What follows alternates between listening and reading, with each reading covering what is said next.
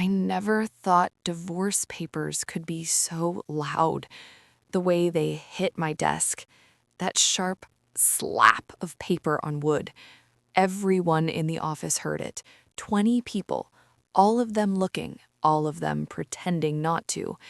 My husband stood there, in his suit, the one I bought him for our anniversary, and he smiled. Not a sad smile, not an apologetic one, a satisfied smile, like he'd been waiting for this moment. I said, "What is this?" He said, "Read it." I picked up the papers. My hands were shaking. Petition for dissolution of marriage, filed yesterday. I looked up. I said, "You filed for divorce?" He said, "Yeah, I did." I said, "Why didn't you talk to me first? Why didn't you—" He laughed. He said, "Talk to you? About what? About how I've been miserable for 3 years? About how I've been pretending to love you? About how I finally found someone who actually makes me happy?" My chest felt tight. I said, "Someone?" He said, "Yeah, someone better. Someone who doesn't nag, who doesn't complain, who actually appreciates me." I said, "Who?" He leaned down, put his hands on my desk, and he said, "Victoria." I blinked. I said, "Victoria? Our boss's daughter?" He said, "That's the one." I felt like I'd been punched. Victoria was 26, blonde, perfect teeth, perfect everything. She worked in marketing, barely showed up. Daddy paid for everything. And my husband had been— He said, "We've been together for 8 months. Thought you should know, since you'll probably hear about it anyway." I said, "8 months?" He said, "Yeah, best 8 months of my life." And before I could process that, before I could even breathe, he said, "Oh, and one more thing.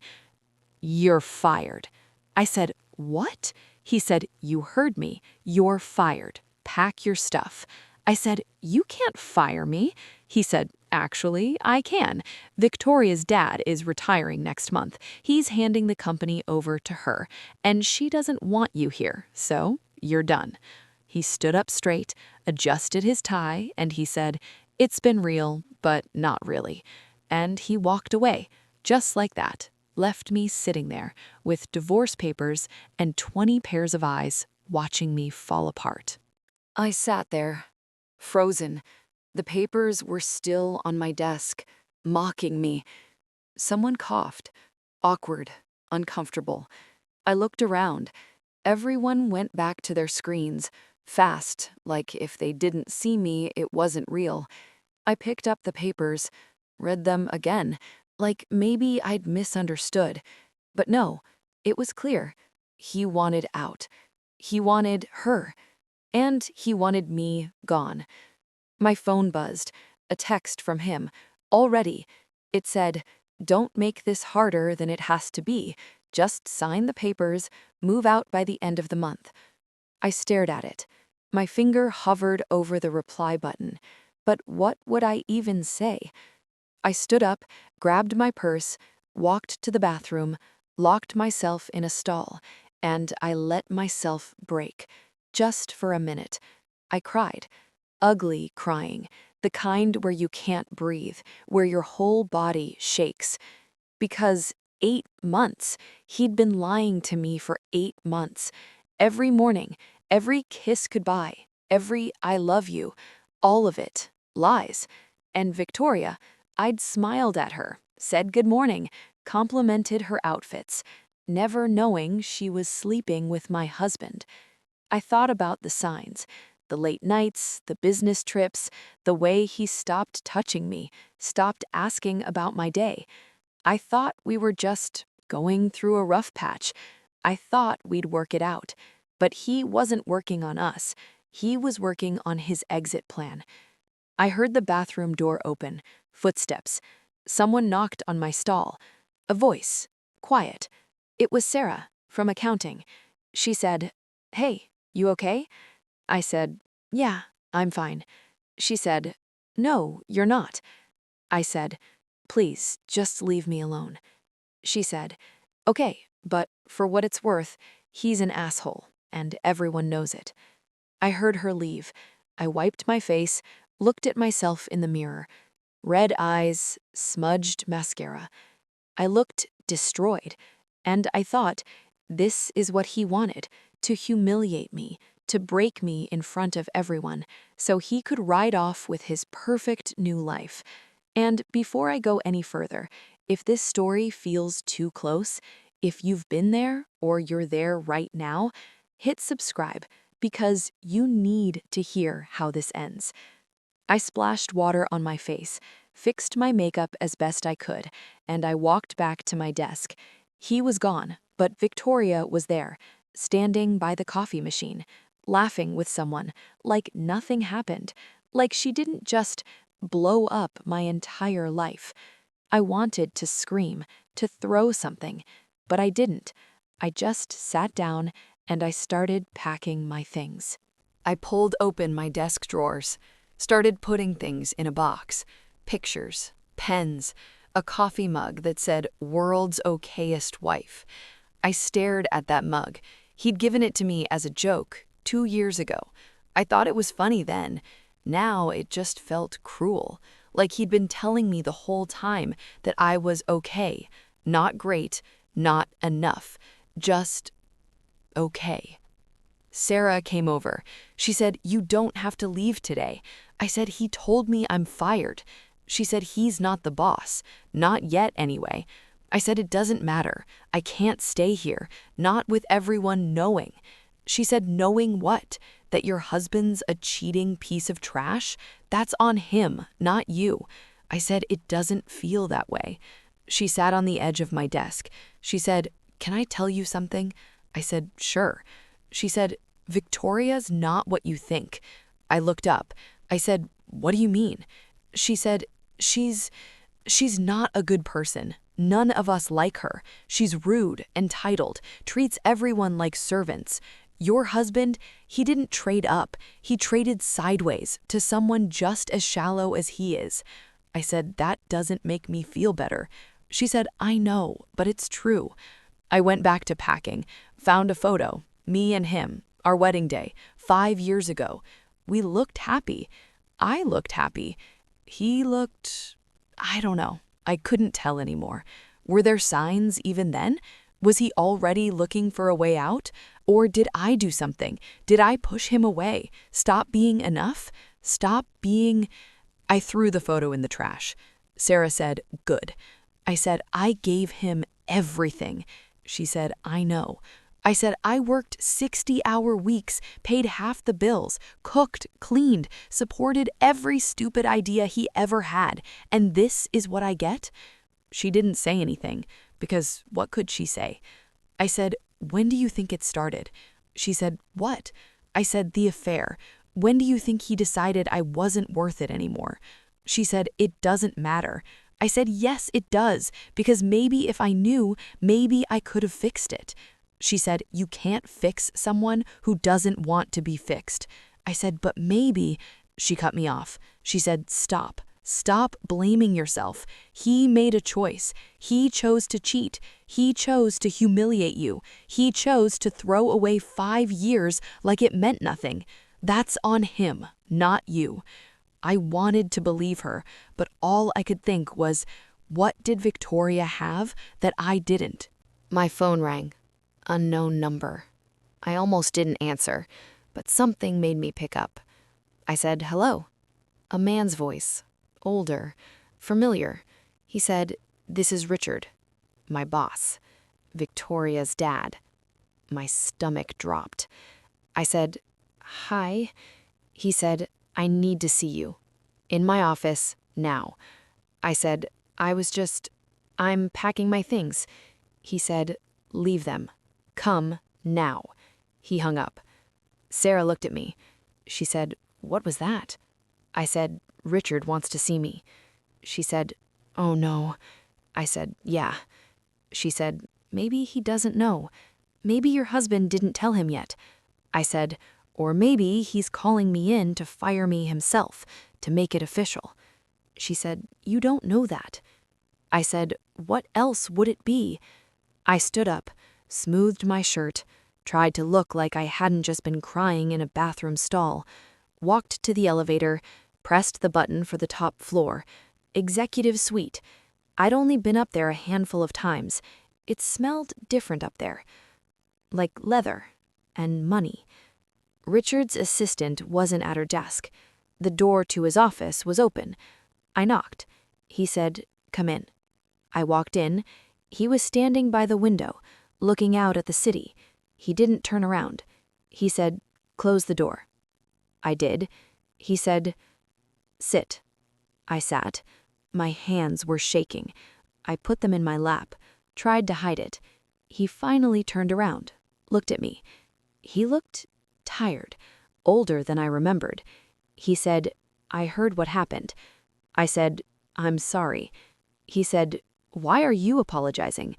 I said, "I don't know. He said, "Your husband is an idiot." I blinked. I said, "What?" He said, "An idiot, a coward, and a liar." I didn't know what to say. He sat down at his desk. He said, "I also heard he told you you're fired." I said, "Yes." He said, "He doesn't have that authority." I said, "But Victoria." He said, "Victoria doesn't run this company. I do, and I will until I decide otherwise." I said, "But I thought you were retiring, handing it over to her." He said, "Where did you hear that?" I said, "He said it. My husband." Richard laughed, but it wasn't a happy laugh. It was bitter. He said, "Of course he did." I said, "So it's not true?" He said, "Partially. I am retiring, but I'm not handing the company to Victoria. She couldn't run a lemonade stand, let alone a multi-million-dollar business." I said, "Then who?" He looked at me, really looked, and he said, "I've been watching you for 2 years now. The way you handle clients, the way you solve problems, the way you care about this place, like it's yours." I said, "Okay." He said, "I've been planning my exit for months, trying to figure out who could take over, who I could trust, and I kept coming back to you." My heart was pounding. I said, "Me?" He said, "Yes, you."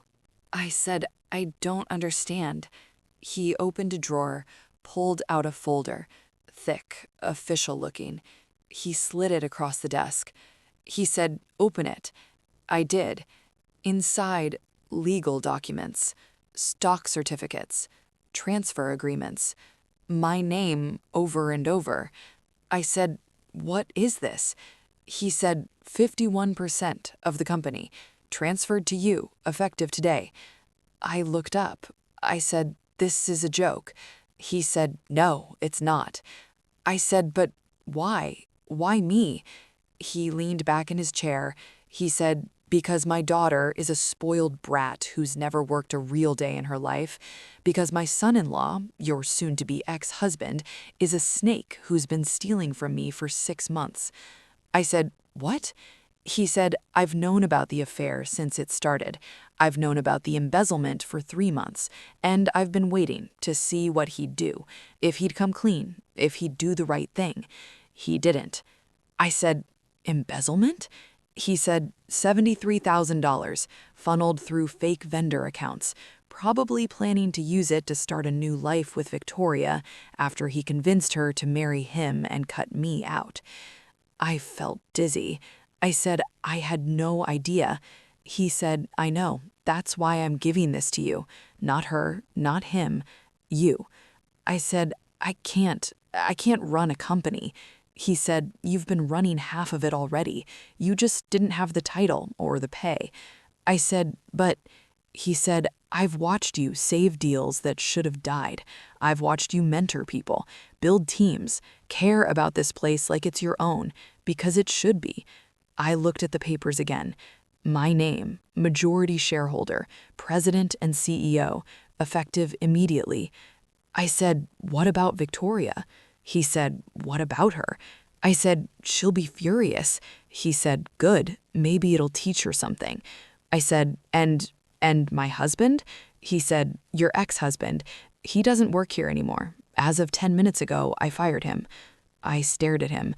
I said, you, he said, I called him into my office, told him I knew everything, the affair, the theft, the lies, and I told him to get out before I called the police.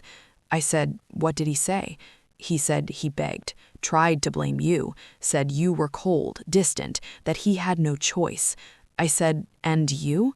He said, I told him to shut up and leave, and if he ever contacted you again, I'd press charges. My hands were shaking, not from fear, from something else, something that felt like power. He said, so, what do you say? Will you take it? I said, when do I start? He smiled. First time I'd seen him smile in months. He said, you already did.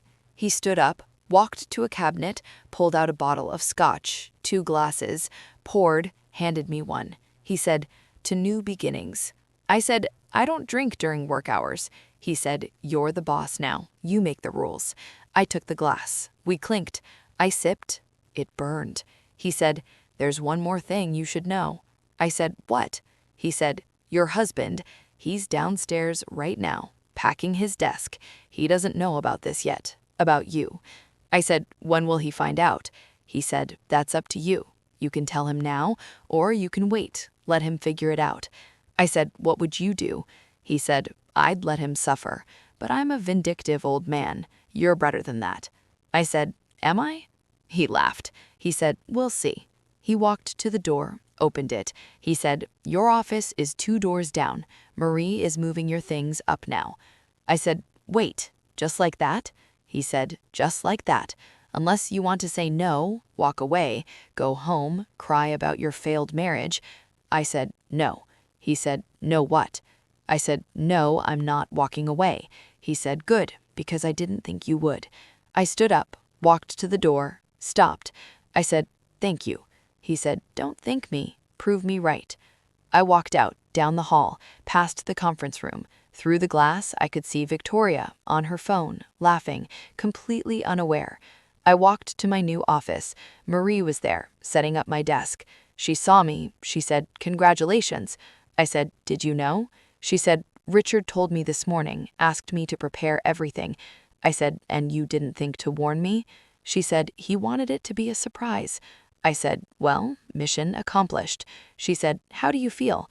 I said, terrified. She said, good, that means you care. I sat down, behind the desk, my desk. It felt wrong, too big, too important, like I was playing dress up. Marie said, he'll be up here in about 20 minutes. I said, who? She said, your husband. He has to turn in his badge, his laptop, sign termination papers. I said, here? She said, Richard thought you should be the one to handle it. I said, that's cruel. She said, yes, but effective. I said, I don't want to see him. She said, then don't. Let security handle it. But if you do want to see his face when he realizes what happened, I can make sure he comes through that door. I looked at her. I said, you think I should? She said, I think he humiliated you in front of 20 people. Seems fair you get to return the favor. And if you're still here, if this story is making your blood pump, leave a comment. Tell me what you'd do, because it gets worse. So much worse. I said, make sure he comes through that door. Marie smiled. She said, I was hoping you'd say that. She left. I sat there, alone, in this office that was now mine. I opened the folder again, read through the documents, stock transfer agreement, signed by Richard, dated yesterday. He'd planned this, before my husband even handed me the divorce papers, before the public humiliation. Richard knew, and he'd set this up. I wondered, did he do it for me, or was this revenge against his daughter, against my husband? Maybe both. My phone buzzed, a text from my husband.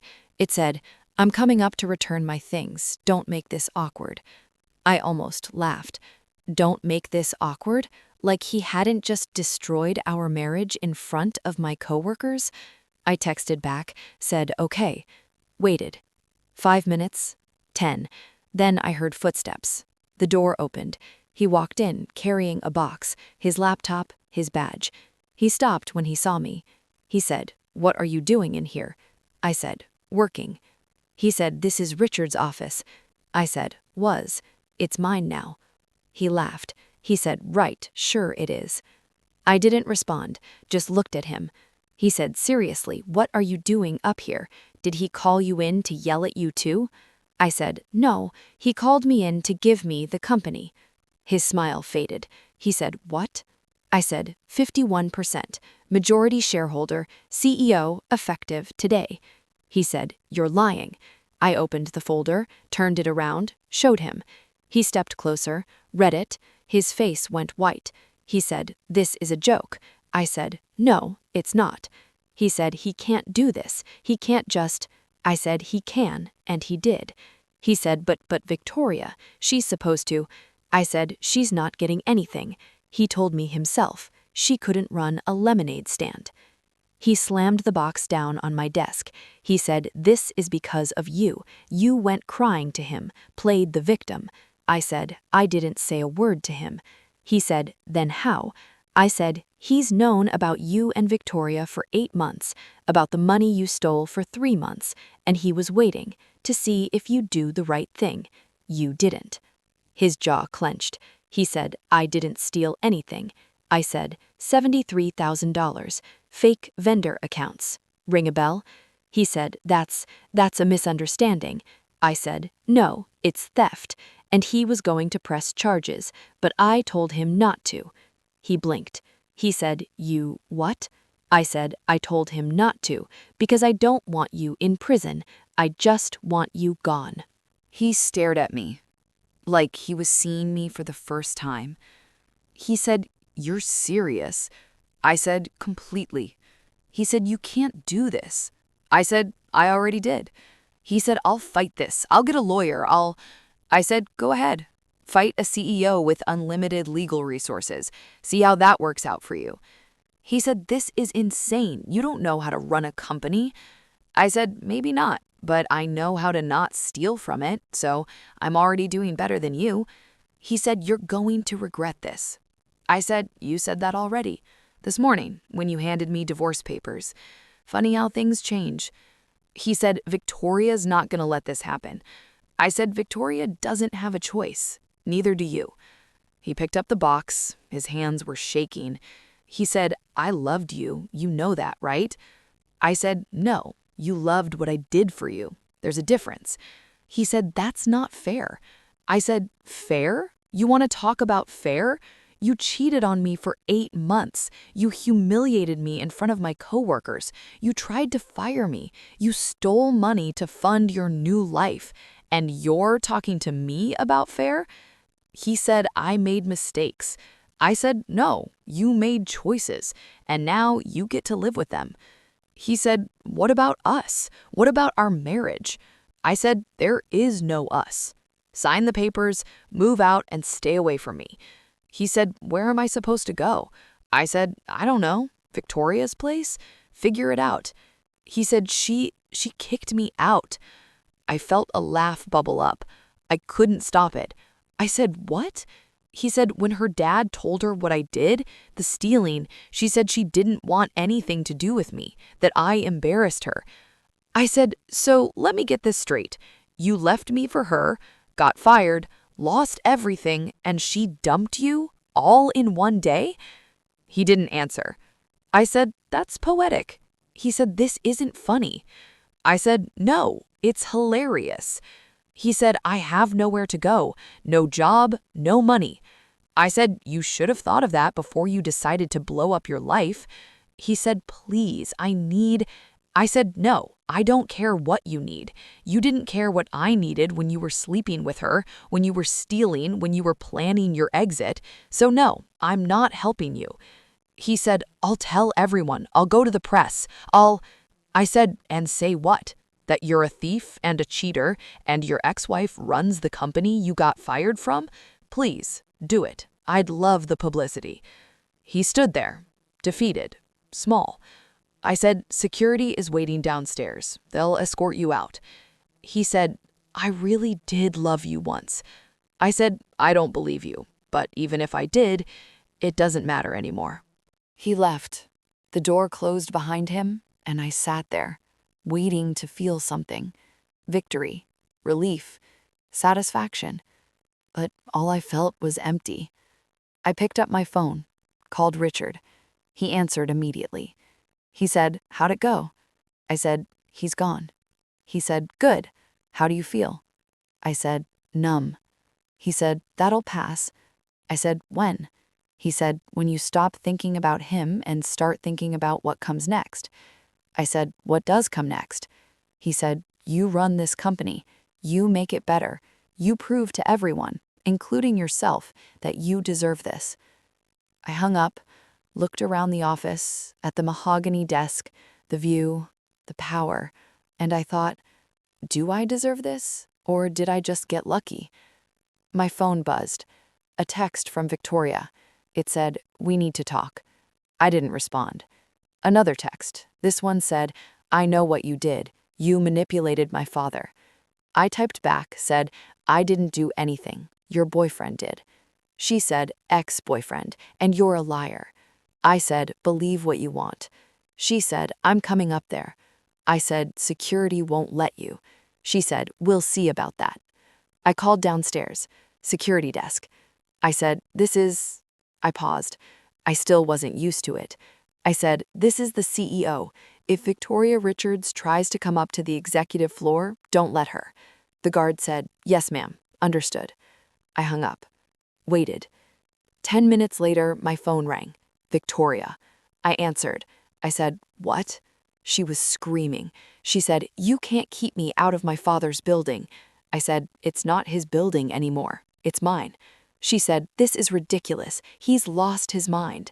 I said, "Or maybe he finally sees things clearly." She said, "You poisoned him against me." I said, "I didn't have to. You did that yourself." She said, "I'm calling a lawyer." I said, "Good luck. Your dad's lawyer wrote the transfer papers. They're airtight." She said, "This isn't over." I said, "Yeah, it is." I hung up, blocked her number, sat back in my chair, and for the first time all day, I smiled. Not because I was happy, because I was done. Done being walked on. Done being the backup plan. Done being okay. Marie knocked, came in. She said, "The staff wants to meet you, officially." I said, "Now?" She said, "They're gathering in the conference room." I said, "I don't know what to say to them." She said, "Tell them the truth, that you're scared, that you're going to work hard, that you need their help." I said, "Will they respect me?" She said, "Some will, some won't, but you'll earn it." I stood up, straightened my blazer, followed her down the hall. The conference room was packed, 30 people, maybe more. Some I knew, some I'd never seen before. They all turned when I walked in, silent, watching. I stood at the front, tried to look confident, like I belonged there. I said, "Hi." A few people said hi back. I said, "I know this is sudden. I know most of you are confused, maybe angry, maybe worried about your jobs. I want to be clear, nobody's getting fired, unless you steal or cheat or treat people like they're disposable." A few nervous laughs. I said, "I didn't ask for this. I didn't plan it. But Richard believed I could do it, and I'm going to try. I'm going to make mistakes, probably a lot of them, but I'm going to show up every day, and I'm going to fight for this company, for all of you." Someone in the back raised their hand. I said, "Yes?" A man, older, gray hair. He said, "What about Victoria?" I said, "What about her?" He said, "Is she still involved?" I said, "No. She has no ownership, no position, no authority." He said, "Good." A woman near the front, young, nervous, she said, "Is it true about your husband?" I said, "Yes, he's gone, terminated, for theft and other reasons." She said, "I'm sorry." I said, "Don't be. I'm not." Another voice, Sarah from accounting. She said, "We're with you." A few others nodded. Not everyone, but enough. I said, "Thank you." I said, "If anyone has concerns, questions, anything, my door is open. Literally, come talk to me." The meeting ended. People filtered out. Some smiled, some didn't look at me at all. Sarah stayed.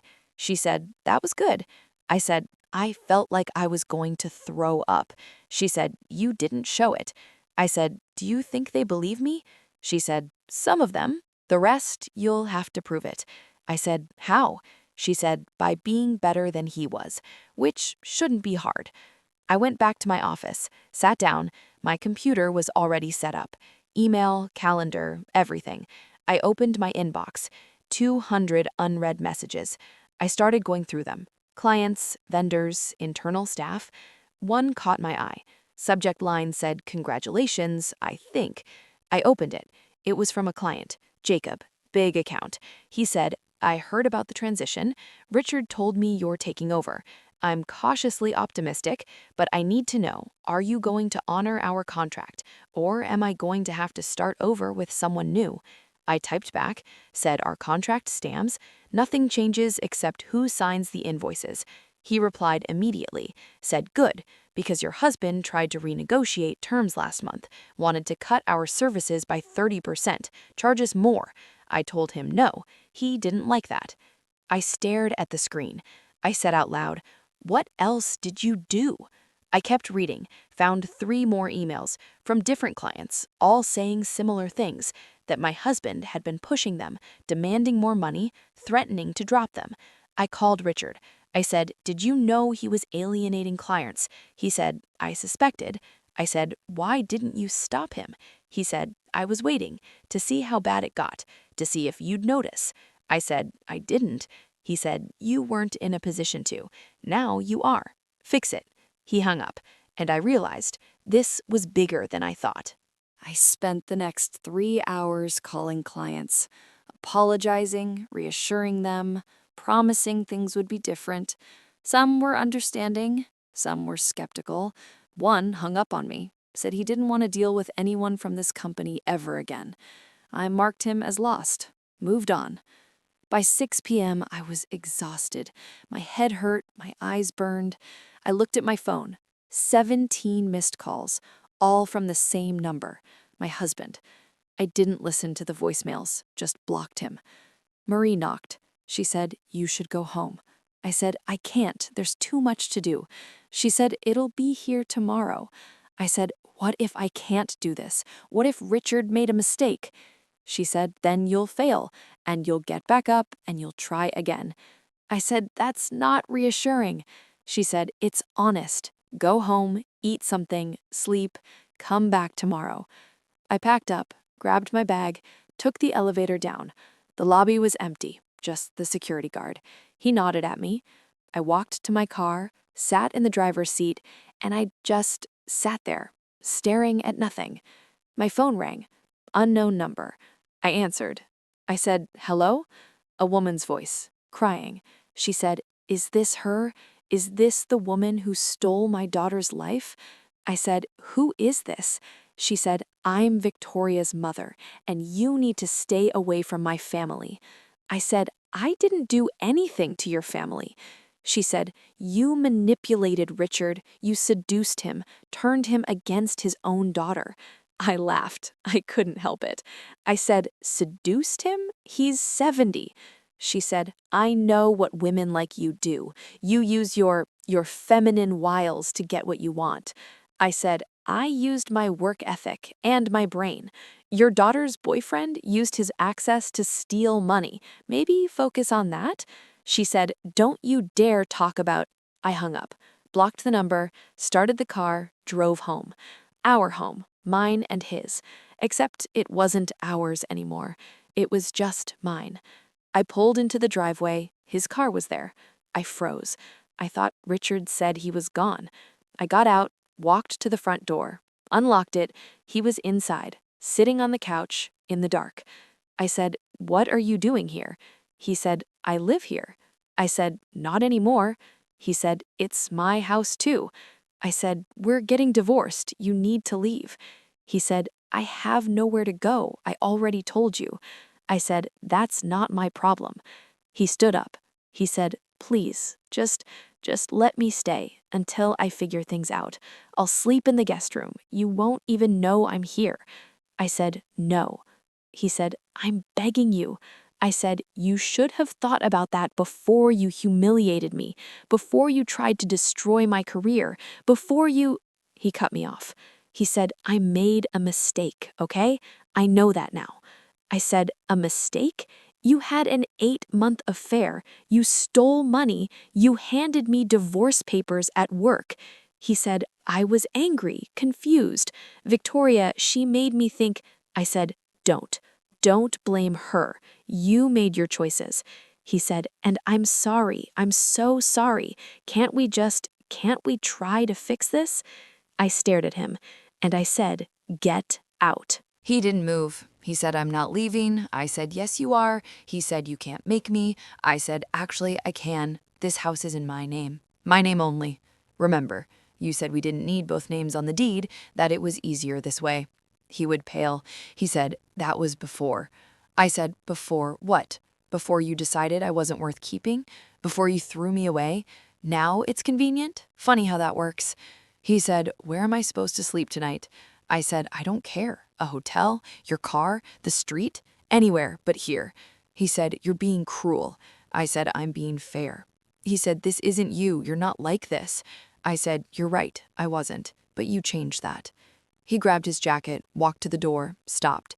He said, I never meant to hurt you. I said, yes, you did. You just didn't think I'd fight back. He left, slammed the door. I heard his car start, heard him drive away, and then silence. I locked the door, walked through the house.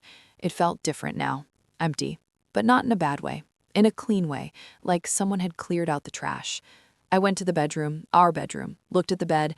I couldn't sleep there, not tonight, maybe not ever. I grabbed a blanket, went to the guest room, laid down, stared at the ceiling, and I thought, what now? I had a company, a divorce, a life that didn't look anything like I thought it would. My phone buzzed, a text from Sarah. It said, you okay? I typed back, said, I don't know. She said, want me to come over? I said, no, I need to be alone. She said, okay, but call me if you need anything. I said, thanks. I put the phone down, closed my eyes, but I couldn't sleep. My mind was racing, replaying everything, the divorce papers, the affair, the look on his face when he saw my name on those documents. And I wondered, did he ever love me? Or was I just convenient? Someone to pay the bills, cook dinner, make him look good. I thought about Victoria, about what she saw in him. Or maybe she didn't see anything. Maybe he was just a way to rebel against her father, a way to feel powerful. And now she dumped him, left him with nothing. Part of me felt bad, a small part, the part that still remembered loving him. But the rest of me felt something else, something cold, something that said he deserved this, every bit of it. I must have fallen asleep eventually because I woke up to sunlight, my phone ringing. I answered. It was Richard. He said, you coming in today? I said, yeah. What time is it? He said, 7:30. I said, I'll be there in an hour. He said, good. We have work to do. I got up, showered, put on a suit, the nice one, the one I saved for important meetings, looked at myself in the mirror, and I thought, this is my life now. CEO, divorce, starting over. I drove to the office, parked in the executive lot, walked through the lobby. People stared. Some whispered. I didn't care. Took the elevator up, walked into my office. Richard was waiting. He said, how was your first night as CEO? I said, terrible. He said, good. Means you're taking it seriously. Richard handed me a file. He said, read this. I opened it. Bank statements, account records, highlighted sections. I said, what am I looking at? He said, your husband's theft. But there's more. I said, more than 73,000? He said, a lot more. I said, how much? He said, closer to 200,000, over 18 months. I felt my stomach drop. I said, 200,000? He said, fake vendors, inflated invoices, kickbacks. He was good, I'll give him that. I said, why didn't you stop him sooner? He said, because I wanted to see how deep it went. Who else was involved? I said, was anyone else involved? He said, Victoria. I looked up. I said, what? He said, she signed off on half the invoices as department head. She either knew or she was criminally negligent. Either way, she's complicit. I said, does she know you know? He said, not yet. I said, what are you going to do? He said, nothing. You are. I said, me? He said, you're the CEO. This is your call. Press charges, settle quietly, let it go. Whatever you decide, I'll support. I said, why are you putting this on me? He said, because I'm too close to it. She's my daughter. I can't be objective. But you can. I said, I don't want this. He said, nobody wants hard decisions, but that's the job. I closed the file. I said, I need time to think. He said, you have until end of business today. The board meets tomorrow. They'll want answers. He left. I sat there, staring at the file. $200,000. Money that could have gone to employees, to growth, to anything useful. And he spent it on what? I opened my laptop, started digging, found credit card statements, hotel rooms, expensive restaurants, jewelry. Not for me. I never got jewelry. Gifts for Victoria, trips, a down payment on a condo I'd never heard of. He was building a whole life without me, using stolen money, and she knew. She had to. Marie knocked. She said, you have a visitor. I said, who? She said, Victoria's lawyer. I said, tell him I'm busy. She said, he says it's urgent. I said, I don't care. She said, he's threatening legal action. I said, for what? She said, wrongful termination of his client. I laughed. I said, she was never employed here. She was on payroll as a favor to her father. Tell him to leave, or I'll have security remove him. Marie smiled. She said, with pleasure. She left. I looked at the file again, and I made a decision. I wasn't letting this go. I called our corporate lawyer, Daniel. He answered. He said, I heard. Congratulations. I said, thanks. I need your advice. He said, shoot. I said, if I press charges against my ex-husband and Victoria Richards for embezzlement, what happens? He said, criminal investigation, possibly jail time if convicted, asset seizure, restitution. I said, and if I don't? He said, they walk away, free and clear. I said, what would you do? He said, that's not my call. I said, I'm asking anyway. He paused. He said, I'd make them pay, every cent. I said, even if one of them is Richard's daughter? He said, especially then, because if you don't, everyone will think you're weak, that you can't make hard calls. I said, okay. He said, okay, what? I said, file the charges, both of them. Daniel said, are you sure? I said, no, but do it anyway. He said, it'll get ugly. Richard's daughter, your ex-husband, the press will have a field day. I said, let them. He said, give me 2 hours. I'll have the paperwork ready. I hung up, sat back, and I waited for the panic to hit, for the doubt, for the voice that said, you're making a mistake. But it didn't come. Instead, I felt calm, clear, like I'd finally stopped apologizing for taking up space. Marie came back. She said, Richard wants to see you. I said, now? She said, he said, when you have a minute. I walked down the hall, knocked on his door. He said, come in. I did. He was packing, boxing up books, photos, personal things. I said, you're really leaving? He said, end of the month, like I planned. I said, I made my decision. He looked up. He said, and? I said, I'm pressing charges against both of them. He didn't react, just nodded. He said, okay. I said, you're not angry? He said, why would I be angry? I said, she's your daughter. He said, she's also a thief, and I didn't raise her to be one. If she did this, she needs to face consequences. I said, even if it means jail? He said, especially if it means jail. Maybe it'll wake her up. I said, or maybe she'll hate you forever. He said, she already does, has for years because I wouldn't give her everything she wanted, wouldn't let her coast. This is just confirmation. I said, I'm sorry. He said, don't be. You made the right call. I said, how do you know? He said, because you didn't ask me first. You decided. That's what leaders do. I said, I don't feel like a leader. He said, you will. I left his office, went back to mine. 2 hours later, Daniel called. He said, it's done. Charges filed. The police are picking them up this afternoon. I said, both of them? He said, both. Your ex-husband first, then Victoria. I said, how long until this goes public? He said, it already is. I just got a call from a reporter. I said, what did you tell them? He said, no comment, but they're going to dig. Be ready. I hung up, opened my laptop, Checked the news sites. Nothing yet, but it was coming. I called Sarah. She answered. She said, "Hey." I said, "I need you to do something for me." She said, "Anything." I said, "When the story breaks, and it will, I need you to keep the team calm. Tell them this doesn't affect their jobs, that the company is stable." She said, "What story?" I said, "My ex-husband and Victoria are being arrested for embezzlement." She said, "Holy." I said, "Yeah." She said, "Are you okay?" I said, "Ask me tomorrow." At 4 p.m., my phone started blowing up. News alerts, messages, emails. The story broke. Executive and boss's daughter arrested for embezzling $200,000. New CEO files charges on first day. My name, my face, everywhere. I turned off my phone, stared out the window, and I thought, there's no going back now. The next morning, I couldn't avoid it anymore.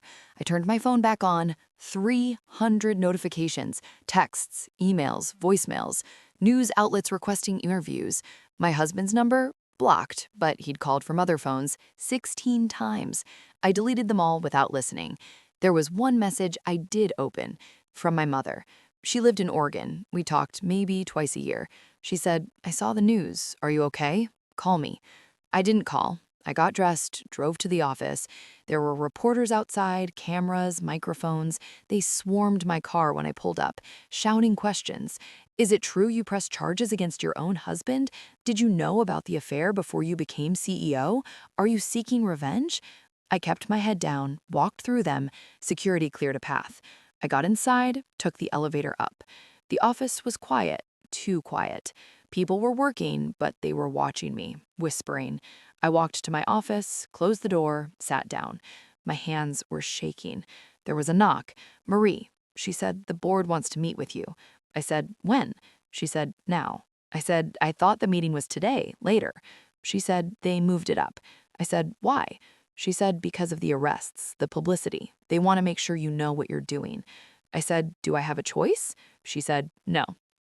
I followed her to the boardroom, 8 people sitting around a table, all men, all older than me, all looking at me like I was a problem they needed to solve. The chairman, Gerald, gray suit, cold eyes. He said, "Sit." I did. He said, "We've reviewed the situation." I said, "Okay." He said, "This is a disaster." I said, "It's justice." He said, "It's a PR nightmare. Our stock dropped 4% this morning." I said, "It'll recover." He said, "You don't know that." I said, "No, but I know that doing nothing would have been worse." He said, "According to who?" I said, "According to the law and basic human decency." Another board member spoke, Thomas. He said, "You're new to this. We understand, but you can't just make decisions like this without consulting us." I said, "Richard gave me authority to handle it." He said, "Richard is retired, effectively. He doesn't run this company anymore. You do. And we need to know you're not going to burn it down for personal reasons." I felt my face get hot. I said, "Personal reasons?" He said, "Your husband cheated on you. We get it. You're angry. But you can't let that cloud your judgment." I said, "My judgment is fine. He stole $200,000. That's not personal. That's criminal." Gerald said, "The optics are bad. Wife presses charges against cheating husband. It looks petty." I said, "I also pressed charges against Victoria Richards. Is that petty too?" He said, "That's complicated." I said, "Why? Because she's Richard's daughter? Because you're all friends with him?" He said, "We're concerned about the company's reputation." I said, "Our reputation was already damaged by theft, by corruption. I'm fixing it." Thomas said, "By airing our dirty laundry in public." I said, "Would you prefer I covered it up, let them keep stealing?" He said, "We would prefer you'd handled it quietly." I said, "Quietly means letting them get away with it." Gerald said, "We're not saying that." I said, "Then what are you saying?" He leaned forward. He said, "We're saying you need to be careful. You're young, inexperienced, and you're making enemies." I said, "I'm doing my job." He said, "Your job is to protect this company, not settle personal scores." I stood up. I said, "If you don't like how I'm doing my job, fire me." They all went quiet. I said, "Seriously, you have the votes. Fire me." bring in someone else, someone who'll sweep this under the rug, pretend it never happened. But know this, if you do, I'm taking everything I know to the press, every dirty secret, every cover-up, every lie you've all been protecting. Gerald's jaw tightened. He said, "Sit down." I said, "No, I'm done, unless you're firing me." He said, "We're not firing you." I said, "Then stop questioning me and let me do my job." I walked out. I went straight to my office, slammed the door, paced. My heart was pounding. I just threatened the board, the people who could destroy me with one vote. Marie knocked, came in without waiting. She said that was either the bravest thing I've ever seen or the dumbest. I said, "I don't know which." She said, "Doesn't matter. They won't fire you." I said, "How do you know?" She said, "Because you called their bluff and they blanked." I sat down, put my head in my hands. She said, "You okay?" I said, "I don't know how to do this." She said, "Do what?" I said, "All of it. Run a company, deal with the board, handle the press. My entire life is falling apart and I'm supposed to just keep going." She said, "Yes." I said, "That's not helpful." She said, "It's true." She sat down across from me. She said, "You want to know what I think?" I said, "Sure." She said, "I think you're doing better than you realize. I think you're scared, and you should be, but you're not backing down, and that matters." I said, "I feel like I'm drowning." She said, "Then swim." I looked up. I said, "What?" She said, "Stop waiting for someone to save you. Save yourself." My phone rang. Daniel, the lawyer. I answered. I said, "What?" He said, "We have a problem." I said, "Of course we do." He said, "Your husband is offering to testify against Victoria in exchange for a reduced sentence." I said, "What does that mean?" He said, "It means he's trying to save himself, throw her under the bus." I said, "Can he do that?" He said, "If he has evidence she was the mastermind, yeah." I said, "Was she?" He said, "I don't know, but he's claiming she was, that she forced him to do it, threatened to leave him if he didn't help her." I said, "That's a lie." He said, "Maybe, or maybe it's true." I said, "So what happens now?" He said, "The DA will review his testimony, decide if it's credible. If it is, Victoria takes the fall, your husband walks with probation. Maybe." I said, "That's not fair." He said, "No, it's not, but it's how the system works." I hung up, sat there, staring at nothing. He was doing it again, finding a way to escape consequences, to make someone else the villain, and I couldn't stop him. My phone buzzed, a text from an unknown number. I opened it. It said, "You ruined my life. I'm going to ruin yours." I knew who it was, Victoria. I didn't respond, just took a screenshot, sent it to Daniel, told him to add it to the file. Another text. This one said, "You think you won? You didn't. My father will never forgive you." I blocked the number, but more came. Different numbers. Same messages, threats, insults, calling me names I won't repeat. I turned my phone off. Again. Marie said, "You should go home." I said, "I can't, not yet." She said, "Why not?" I said, "Because if I leave, if I stop moving, I'll fall apart, and I can't afford to fall apart." She said, "Everyone falls apart sometimes." I said, "Not me, not now." She didn't argue, just left me alone. I worked until midnight, reviewing contracts, answering emails, anything to keep my mind busy. When I finally left, the building was empty, just me and security. I drove home, my house, empty now, just mine. I walked in, turned on the lights, and I saw it. The living room, trashed. Furniture overturned, pictures smashed, cushions ripped. He'd been here, or someone had. I called the police. The police came. 2 officers, young, bored-looking. They walked through the house, took notes, asked questions. One of them said, "Any idea who did this?" I said, "My ex-husband, probably." He said, "You sure?" I said, "Who else would it be?" He said, "Could be random, break-in." I said, "Nothing's missing, just destroyed." He said, "We'll file a report, but without proof." I said, "There are cameras outside. Check them." He said, "We will, but it takes time. I said, how much time? He said, few days, maybe a week. I said, a week? He said, we're understaffed. I'm sorry. They left. I stood in my living room, looking at the destruction. The couch slashed, the coffee table broken, wedding photos shattered on the floor. He wanted me to see this, to feel violated, unsafe. I called Daniel. I said, I need a restraining order. He said, against who? I said, my ex-husband. He said, what happened? I told him. He said, I'll file first thing tomorrow, but until then, you should stay somewhere else. I said, this is my house. He said, I know, but it's not safe. I said, I'm not leaving. He said, then at least get security, a camera system, something. I hung up, called a locksmith, had all the locks changed that night. $300, worth it. Then I called a security company, had cameras installed, inside and out, motion sensors, alarms. Another $2,000. I didn't care. I wasn't going to be afraid, not in my own home. I cleaned up what I could, threw away the broken things, the photos, the memories, all of it. Garbage. By the time I finished, it was 4 a.m. I was exhausted, but I still couldn't sleep. I sat on the floor, in the empty living room, and I thought, how did I get here? 6 months ago, I had a husband, a normal job, a life that made sense. Now I had, what? A company I didn't know how to run? A divorce? Enemies? Threats? But I also had something else, something I didn't have before.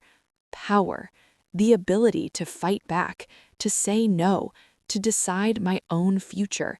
And maybe that was worth it. My phone rang, 5 a.m. Richard. I answered. I said, hello? He said, I heard what happened to your house. I said, news travels fast. He said, are you okay? I said, I'm fine. He said, no, you're not. I said, okay, no, I'm not, but I will be. He said, you need protection. I said, I have cameras now, alarms. He said, I mean legal protection. I'm sending our head of security to your house today. He'll do a full assessment, make sure you're safe. I said, I don't need. He said, yes, you do, and you're going to accept help because that's what smart people do. I said, okay. He said, and one more thing. I said, what? He said, the board called me, told me about your meeting. I said, I'm sorry, I shouldn't have. He said, you did exactly what you should have done. You stood your ground. I'm proud of you. I didn't know what to say. He said, get some sleep. You have a long day ahead. He hung up, and for the first time in days, I felt like maybe I wasn't alone. I didn't sleep. Just showered, changed, went to the office. It was 6:30 a.m. The sun was barely up. The building was empty.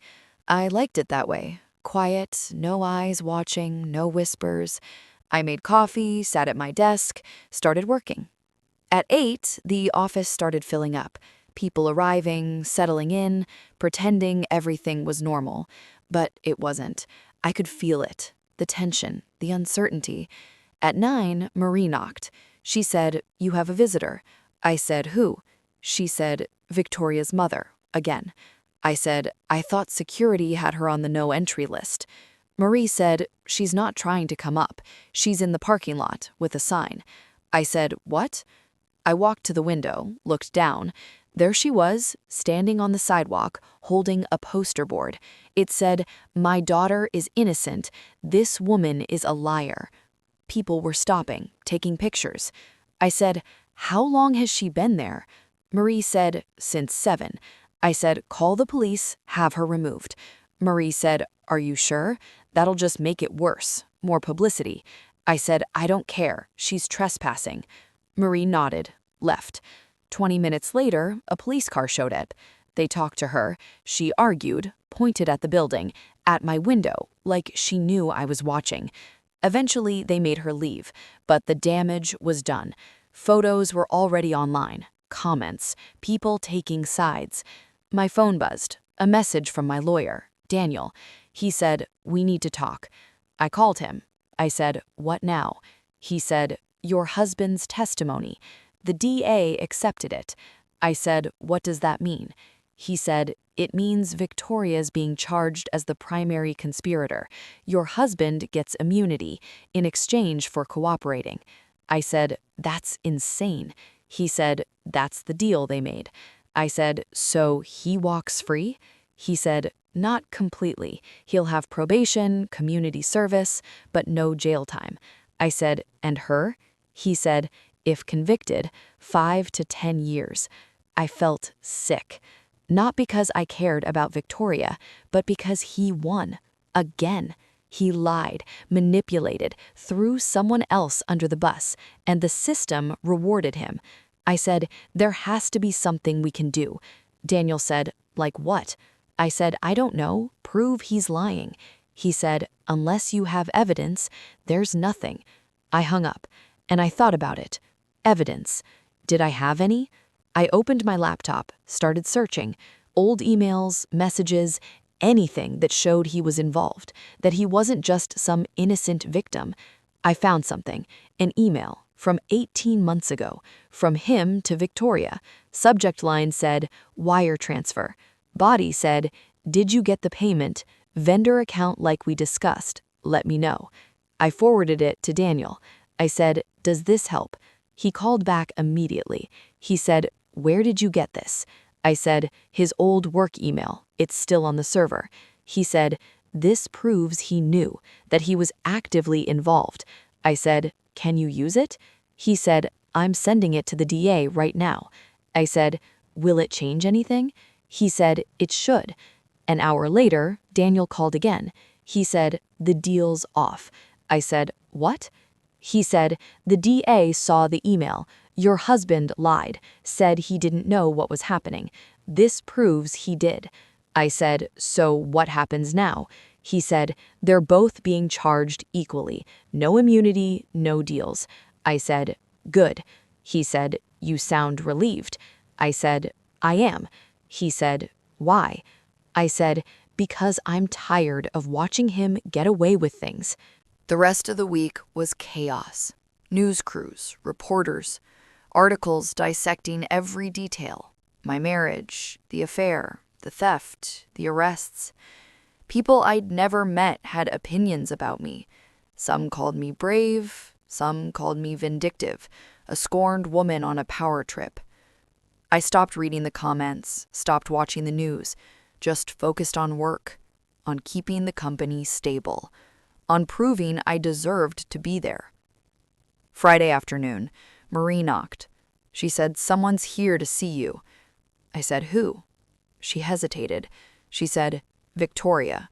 I said, "Absolutely not." She said, "She's asking, says it's important."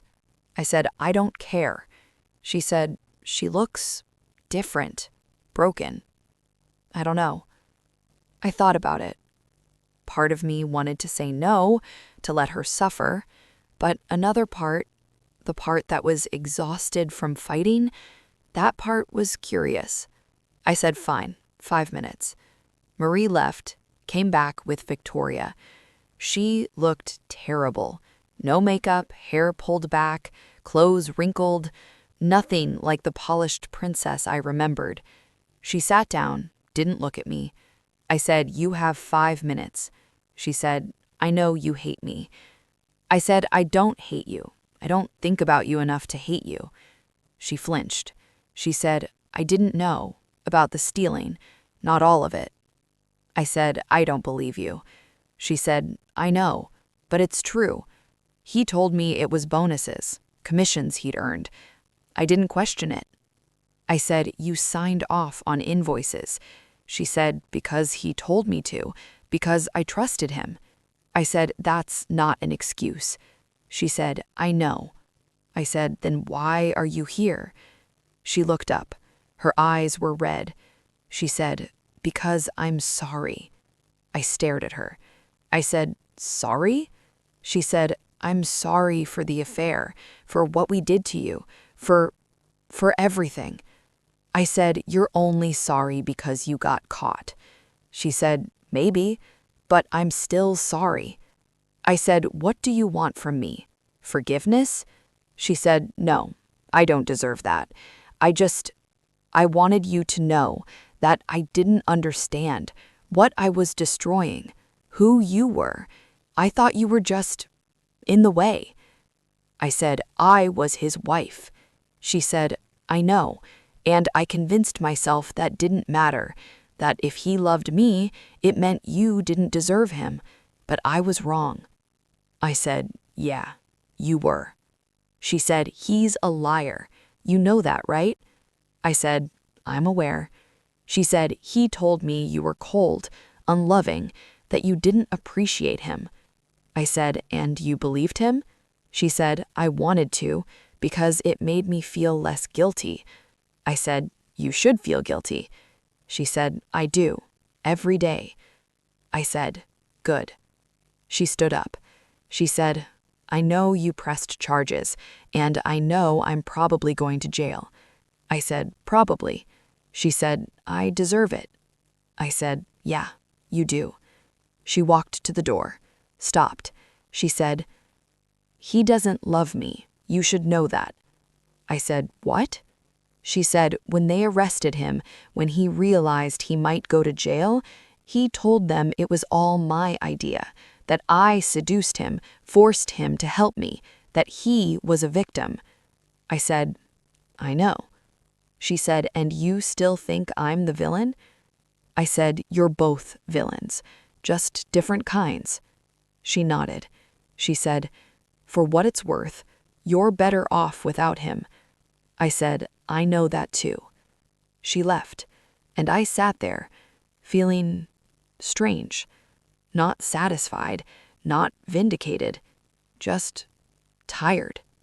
That night, I went home to my empty house, the new locks, the cameras, the silence. I heated up leftovers, ate alone at the kitchen counter, stared at my phone. No calls, no texts, just news alerts, updates on the case. I thought about Victoria, about what she said, that he told the police it was all her idea, that he was a victim. And I realized he probably said the same things about me to her, to his friends, to anyone who would listen, that I was the problem, the reason he was unhappy, that I drove him away. Maybe he even believed it. Maybe in his mind, he was the hero of his own story, the misunderstood husband, the man who fell in love, who made mistakes but meant well. And I was just the obstacle, the cold wife, the woman who wouldn't let him be happy. I wondered if he ever thought about the truth, about the years I supported him, believed in him, loved him. Probably not, because that would require accountability, and he'd never been good at that. My phone rang. Unknown number. I almost didn't answer, but something made me. I said hello. His voice. Quiet. Defeated. He said, "It's me." I should have hung up, but I didn't. I said, "What do you want?" He said, "I need to talk to you." I said, "We have nothing to talk about." He said, "Please, just hear me out." I said, "You have 2 minutes." He said, "I messed up. I know that." I said, "You've said that already." He said, "I mean it this time. I was wrong. About everything. About Victoria, about leaving you, about all of it." I said, "Okay." He said, "I was scared of getting older, of being ordinary, and she made me feel, I don't know, important." I said, "So you destroyed our marriage because you were having a midlife crisis?" He said, "When you say it like that, it sounds—" I said, "Pathetic. It sounds pathetic." He went quiet. Then he said, "I miss you." I laughed. I couldn't help it. I said, "You miss me?" He said, "Yeah, I do." I said, "You don't miss me. You miss someone who tolerated you, someone who cleaned up your messes." He said, "That's not true." I said, yes, it is. You miss the idea of me, the version that didn't fight back. He said, I'm going to jail. You know that, right? I said, good. He said, I could lose everything. I said, you already did. He said, I'm asking, I'm begging, can you help me? I said, help you how? He said, talk to the DA. Tell them I wasn't involved, that it was all her. I said, you want me to lie? He said, I want you to save me. I said, no. He said, please, I'm desperate. I have nothing left. I said, whose fault is that? He said, yours. You could have let it go, could have handled it quietly, but you wanted revenge. I felt my grip tighten on the phone. I said, revenge. He said, yeah, you pressed charges because you were mad, because I left you, not because it was right. I said, I pressed charges because you're a thief. He said, I made a mistake. I said, you made 100 mistakes, and I'm done paying for them. He said, if I go to jail, my life is over. I said, then you should have thought about that before you stole $200,000, before you cheated, before you threw me away. He said, I didn't throw you away. I said, yes, you did. And now you want me to save you, to forgive you, to pretend it didn't happen, and I won't. He said, you're a cold-hearted. I hung up, blocked the number, sat there, shaking, not from fear, from anger, from the audacity of him, asking me to save him after everything. I poured myself a glass of wine, sat on the couch, and I thought, I'm done. Done feeling guilty, done second-guessing myself, done wondering if I'm the villain in his story. Because I'm not. I'm the woman who survived. 3 months later, the trial started. I didn't attend, didn't want to, but Daniel called me every day with updates. He said your husband took the stand, tried to cry, but the jury didn't buy it. He said Victoria's lawyer argued she was manipulated, young and naive, used by an older man. I said, she's 26, not 16. He said, I know. The jury knows too. He said, it's not looking good for either of them. I said, good. The verdict came back 2 weeks later. Guilty, both of them. My ex-husband, 5 years. Victoria, 3 years, plus restitution. They had to pay back every cent, with interest. I got the call at work, from Daniel. He said, it's over. You won. I said, it doesn't feel like winning. He said, it never does. I hung up, sat at my desk, and I felt nothing. No relief, no satisfaction, just emptiness. Marie knocked. She said, you okay? I said, yeah. She said, liar. I said, I don't know what I'm supposed to feel. She said, whatever you're feeling is fine. I said, I thought I'd be happy. She said, you're not happy because this wasn't about happiness. It was about justice, and justice doesn't always feel good. I said, then what's the point? She said, the point is you stood up. You didn't let them win. That matters, even if it doesn't feel like it right now. She left.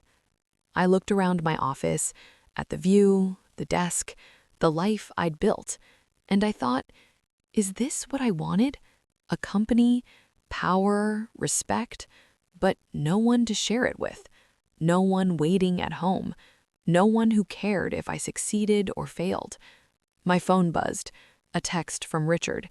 He said, I heard about the verdict. How are you holding up? I typed back, said, I'm fine. He said, you're allowed to not be fine. I said, I know. He said, come have dinner with me. Tonight, my place. No work talk, just food. I hesitated. Then I said, okay. That night, I drove to his house. Big, quiet, in the hills. He answered the door, smiled. He said, come in. The house smelled like garlic, wine. He'd cooked, actually cooked. We sat at his dining table, ate pasta, drank wine, talked about nothing. Books, travel, life. It was nice, normal. At the end of the meal, he said, "Can I ask you something?" I said, "Sure." He said, "Do you regret it? Any of it?" I said, "Which part?" He said, "All of it. Taking the company, pressing charges, blowing up your life." I thought about it. I said, "No." He said, "Even though it cost you your marriage?" I said, "My marriage was already over. I just didn't know it yet." He said, "Fair enough." I said, "Can I ask you something?" He said, "Shoot." I said, "Why me? Why did you give the company to me?" He said, "I told you. You earned it." I said, "But really, why?" He sighed. He said, "Because I saw myself in you." I said, "What do you mean?" He said, "I spent 40 years building that company, sacrificing everything, my marriage, my relationship with my kids, all for what? So my daughter could treat it like a toy? So people could steal from it, disrespect it? I needed someone who would care, who would fight for it. And that was you." I said, "I'm terrified every day that I'm going to fail." He said, "Good. That means you're paying attention." I said, "Does it get easier?" He said, "No, but you get stronger." We talked for another hour. Then I left, drove home, and for the first time in months, I felt okay. Not happy, not sad, just okay. 6 months after the trial, the company was thriving. Revenue up, client retention at an all-time high. The board stopped questioning me, started listening. I hired new people, good people, built a culture that felt different, better. People actually wanted to work there. But I was still alone. I'd thrown myself into work, 14-hour days, weekends, anything to avoid going home to an empty house. Sarah noticed. She said, "You need a life outside this place." I said, "I have a life." She said, "No, you have a job. There's a difference." I said, "I'm fine." She said, "You eat lunch at your desk every day. You're here before everyone. You leave after everyone. That's not fine. That's hiding." I said, "I'm not hiding." She said, "Then prove it. Come out with us Friday. Just drinks, nothing crazy." I said, "I don't know." She said, "I'm not asking, I'm telling." Friday night, I met them at a bar. Sarah, Amanda, Marcus, a few others from the office. We drank, laughed, talked about everything except work. And for a few hours, I forgot. Forgot about the divorce, the trial, the pressure. I was just a person. Around midnight, Sarah said, "I'm glad you came." I said, "Me too." She said, "You should do this more often." I said, "Maybe." She said, "I mean it. You're allowed to be happy. You know that, right?" I said, "I know." She said, "I don't think you do. I think you're punishing yourself for what he did, for what happened." I said, "I'm not." She said, "You are. You're working yourself to death because you think if you stop, if you breathe, it'll all fall apart. But it won't. You've already survived the worst of it." I didn't know what to say. She said, "You deserve good things, not just success, actual happiness." I said, "I'll work on it." She said, "Good." I went home that night, a little drunk, a little later, and I thought, maybe she's right. Maybe I've been so focused on surviving, I forgot to live. The next week, I did something I hadn't done in years. I took a day off, called Marie, told her I wasn't coming in. She said, "Are you sick?" I said, "No, I need a day." She said, "Okay, good, take two." I said, "One's enough." I spent the day doing nothing, read a book, took a walk, cooked an actual meal, sat on my back porch and watched the sunset, and I felt peace. Not happiness, not yet, but peace. The following Monday, I got a call from a number I didn't recognize. I answered, a woman's voice. She said, "Is this the CEO?" I said, "Yes, who's this?" She said, "My name is Rachel. I worked at your company 4 years ago." I said, "Okay." She said, "I left because your ex-husband, he fired me when I told him I was pregnant." I went still. I said, "I'm sorry." She said, "I saw what you did, how you pressed charges, how you stood up, and I wanted to say thank you." I said, "You don't have to thank me." She said, "Yes, I do. Because when it happened to me, I was too scared to fight. I just left, took the settlement, signed the NDA, and I've regretted it every day since." I said, "It's not too late." She said, "What?" I said, "The NDA. It's void if it was used to cover up illegal activity. You can still speak up." She was quiet. Then she said, "Why would you do that?" I said, "Because nobody should have to fight alone." We talked for another 20 minutes. She told me her story, how he'd humiliated her, threatened her, made her feel worthless, and I listened. When we hung up, I sat there, thinking, how many others were there? How many women had he hurt? How many had stayed silent? I called Daniel. I said, "I want to set up a fund for women who were harassed, discriminated against, forced out. I want to help them fight back." He said, That's a big undertaking." I said, "I don't care." He said, "Okay, I'll draw up the paperwork." 2 months later, the fund launched. We called it Second Chances. Women started coming forward, not just from my company, from everywhere, sharing their stories, asking for help. We helped 12 women in the first month, 20 in the second. By the end of the year, 53.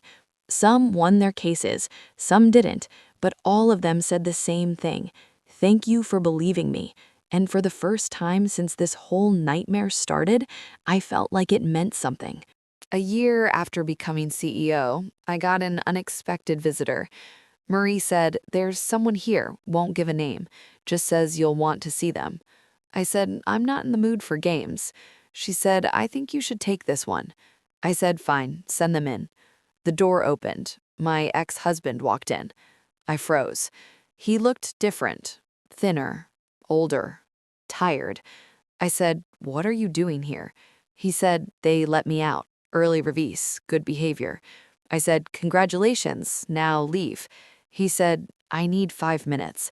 I said, "You're not entitled to 5 seconds." He said, "Please." I looked at him, this man I'd loved, this man who'd destroyed me, and I felt nothing. No anger, no hurt, nothing. I said, "Fine, 5 minutes." He sat down. He said, "I've been in therapy, court mandated, but it's helped." I said, "Okay." He said, "I've been working through things, why I did what I did, why I hurt you." I said, "I don't care." He said, "I know, but I need to say it anyway. I was selfish, insecure. I thought if I could be with someone like Victoria, someone young, beautiful, it would prove I was still, I don't know, valuable." I said, "So you used her?" He said, "Yeah, I did. And I used you, too, for years. I took what you gave me, your support, your loyalty, your love, and I never appreciated it, never valued it, because I was too busy feeling sorry for myself." I said, "Is this an apology?" He said, "It's supposed to be." I said, "Well, it's a bad one." He said, "I know. I'm not good at this." I said, "You're not good at a lot of things." He almost smiled. He said, "Yeah, I'm learning that." I said, "Why are you really here?" He said, "Because I wanted you to know I see it now, what I lost, who you are, and I'm sorry." I said, "Okay." He said, "Is that it? Just okay?" I said, "What do you want me to say? That I forgive you, that we can be friends?" He said, "No, I guess I wanted you to know I'm trying to be better." I said, "Good for you." He said, "You really don't care, do you?" I said, "No, I don't." He said, I thought maybe." I said, "What? That I'd still be waiting for you? That I'd take you back?" He said, "Maybe." I said, "I'm not the same person you left." He said, "I can see that." I said, "I don't need you anymore. I don't want you. And honestly, I don't think about you at all." He flinched. He said, "That's fair." He stood up. He said, "For what it's worth, you were always too good for me." I said, "I know." He said, "I hope you're happy." I said, "I'm getting there." He walked to the door, stopped. He said, "Do you ever think about what could have been if I hadn't, if we'd—" I said, "No." He said, "Never?" I said, "Never." He nodded. He said, "Goodbye." I said, "Goodbye." He left, and I sat there, waiting to feel something: relief, closure, satisfaction. But there was nothing. He was just a stranger now, someone I used to know, someone who didn't matter anymore. And that felt like freedom. 2 years after taking over the company, everything had changed. The company was bigger, stronger, more profitable than it had ever been under Richard. We'd expanded into 3 new markets, doubled our staff. I'd been featured in magazines, invited to speak at conferences. People called me a success story, a survivor, an inspiration. But at night, when I came home to my empty house, I still felt alone. I'd dated a little. Nothing serious, a few dinners, a few drinks, but I always found a reason to end it. Too busy, not ready, not interested. The truth was, I didn't know how to trust anymore. Didn't know how to let someone in. Sarah said, "You're building walls." I said, "I'm being careful." She said, "You're being scared." I said, "What's wrong with that?" She said, "Nothing, if you want to be alone forever." I said, "I don't want to be alone. I don't know how to not be." She said, "You start small. You let someone see you, the real you, not the CEO, not the survivor, just you." I said, "What if they leave?" She said, "Then they leave, and you survive, like you always do." I thought about that a lot. One day, I was at a coffee shop, working on my laptop. A man sat down at the table next to me. Older, maybe 50, gray at the temples, kind eyes. He said, "Excuse me, you dropped this." He handed me a pen. I said, "Thank you." He said, "You're welcome," went back to his book. We sat in silence for a while. Then he said, "Can I ask you something?" I said, "Sure." He said, "You always look so serious when you work, like you're solving world hunger." I said, "It's just emails." He said, "Must be important emails." I said, "They feel that way." He said, "I'm David." I said, "Nice to meet you." He said, "You come here a lot?" I said, "When I need to get out of the office." He said, "Me too. I'm a teacher, high school, English. Grading papers makes me want to jump out a window, so I come here instead." I smiled. I said, "Sounds familiar." We talked for an hour about nothing important. Books, coffee, the weather. When I left, he said, "Maybe I'll see you here again?" I said, "Maybe." I went back the next week. He was there. We talked again, and slowly, without realizing it, I started looking forward to those conversations, started coming to the coffee shop even when I didn't need to work, just to see if he'd be there. After a month, he said, "Can I take you to dinner? Actual dinner, not just coffee?" I hesitated. He said, "You can say no. I won't be offended." I said, "It's not that." He said, "Then what?" I said, "I'm not good at this." He said, "At what?" I said, "Trusting people, letting them in." He said, "I'm not asking you to trust me. Not yet. I'm just asking you to have dinner." I said, "Okay." We went to a small Italian place. Quiet, intimate. We talked for hours. He told me about his divorce 5 years ago, how his ex-wife left him for someone else, how it broke him for a while. I said, "How did you get past it?" He said, "I didn't. Not completely, but I learned to live with it, to not let it define me." I said, "I'm trying to do that." He said, "I can tell." I said, "How?" He said, "Because you're here. You showed up. That's the hard part." At the end of the night, he walked me to my car. He said, "Can I see you again?" I said, "Yes." He said, "Good." He didn't try to kiss me, didn't ask to come inside, just smiled and left. And I thought, maybe I can do this. Maybe I can try again. It's been 3 years since that morning. 3 years since my husband handed me divorce papers at my desk. 3 years since my world fell apart and then rebuilt itself into something I never expected. The company is thriving. We just hit record profits, opened 2 more offices. I'm not scared anymore when I walk into board meetings, not waiting for someone to tell me I don't belong, because I know I do. David and I have been together for a year now. We took it slow, really slow. He met my walls, my fears, my baggage, and he didn't run. He said everyone has baggage. Yours just happens to come with a good story. We don't live together, not yet. Maybe someday, but for now, this works. He has his life, I have mine, and we share the parts we're ready to share. My ex-husband, I haven't seen him since that day in my office. I heard he moved to another state, started over. I hope he's better. I hope he learned something. But honestly, I don't think about it much anymore. Victoria got out after 18 months. Good behavior. I heard she's working at a nonprofit now, helping women who've been incarcerated. Part of me wants to think she changed, that she learned, but I'll never know. And that's okay. The fund, Second Chances, it's bigger than I ever imagined. We've helped over 200 women now. Some of them send me letters, tell me their stories, thank me for giving them hope. And every time I read one, I think about who I was 3 years ago, broken, humiliated, sitting at my desk with divorce papers, thinking my life was over. But it wasn't over. It was just beginning. I'm not going to lie and say I'm completely healed, that I don't have scars. I do. Some days I still wake up angry, still think about what he did, what they both did, but those days are fewer now. And when they come, I remind myself, he didn't break me. He just showed me how strong I actually was. Richard retired, fully. He travels now, sends me postcards from places I've never heard of. The last one said, "You're doing better than I ever did. I'm proud." I keep it on my desk. Sarah got promoted. She runs the finance department now.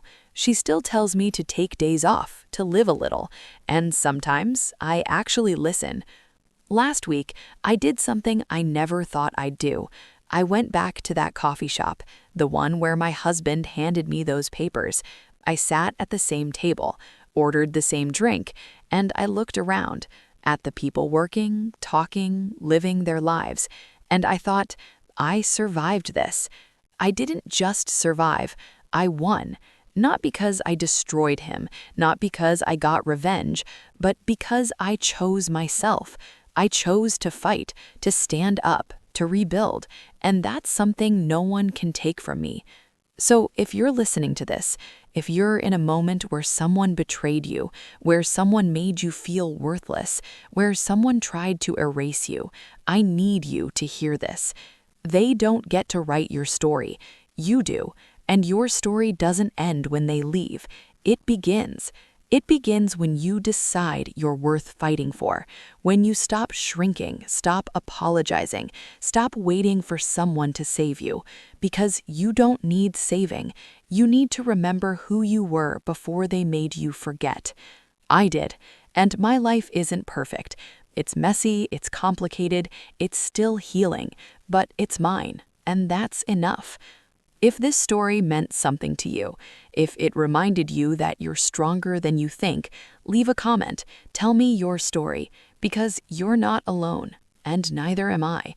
Hit subscribe, turn on notifications, because there are more stories to tell, more battles to fight, more women who need to know they can survive this, and I'll be here, telling them, reminding them, that the end of something painful is just the beginning of something powerful. I'll see you in the next one. Stay strong, and remember, you're worth fighting for.